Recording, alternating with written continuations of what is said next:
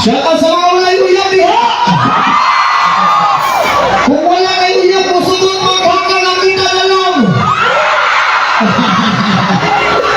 Ikaw, siya ka sa mga walay uyab diha. Kung ka mga pipilang hadlaw, makakita na mo uyab na para sa inyo ha.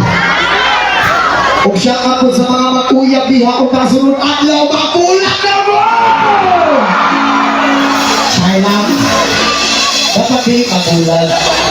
Actually, dili kami masakitan. Kaya ko soalnya di aking ipupot kasakit. Karena kuwan, karena basta sakit yung kaayo. Dito sa tinood lang, ako uyab sa una. Ako uyab sa una, pili, okay. Ako uyab sa una sa tinood lang. Gihatan ako na lang, kalipay niya tanang oras ako gihatan. Pero wala ko na-expect, ipulit ako niya sa kong barkada.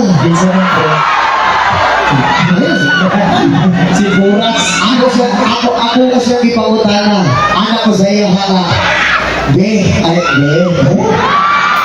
Anak ko sa iyo, hanga, nung ipuli mo ko sa kong barkada, o sa inaan niya wala sa kuna. Ang iyang tubag sa kuha niya, ato ko sa kong barkada, kay dako kay siyang dala. Sa tinood lang ako, mapagdala, numo lang na dila.